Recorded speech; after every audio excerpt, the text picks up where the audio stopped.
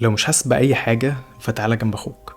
تعالى نفهم إيه ده. Emotional detachment أو الانفصال العاطفي هي وسيلة دفاع نفسي من عقلك، وفيها أنت مش بتكون حاسس أي مشاعر، لا حاسس مشاعر من الناس، ولا حاسس مشاعر داخلية، ولا حاسس بفرح، ولا حاسس بحزن، مش حاسس بأي حاجة. ده بنسبة كبيرة بسبب ان انت اتعرضت لمواقف كتير حسيت فيها بمشاعر مؤلمة ومعرفتش تنظم مشاعرك او تتعامل معاها، فعقلك قال خلاص بلاش الشغلانة دي، مفيش مشاعر علشان الاستاذ يبقى في امان. اولا اتس اوكي، وارد ان ده يبقى شيء عرضي بسبب ان انت استهلكت عاطفيا، فمحتاج شوية وقت علشان تريتشارج وتشحن نفسك من تاني. بس لو انت حبيت الموضوع فدي قصة تاني خالص. انا عارف انه شعور جميل، انت حاسس ان انت قوي وقادر تخسر اي حد بسهولة، واللي يمشي يمشي واللي يحصل يحصل، ما انت مش حاسس اي مشاعر سلبية خالص.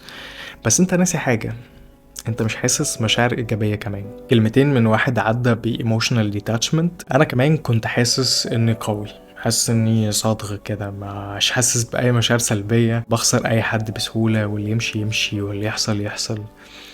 بس at some point حسيت ان انا مش عايش اصلا، مفيش طعم الحياة، مش بتضايق بس مش بفرح. علاقاتي مبنية على أهداف وأنا مش حاسس فيها بأي حاجة، وماشي في حياتي عايز بس أحقق أهداف، في حين المشاعر هي جزء من تجربتنا الإنسانية. على قد ما الألم صعب هضمه ولكن بيقربنا أكتر لنفسنا، لأن مشاعرك هي عبارة عن رسائل من عقلك ليك.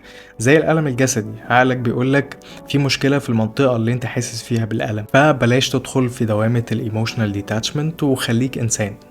لأننا من غير مشاعر مش هنكون بشر، هنكون آلات. أخيرا كالعادة، peace out.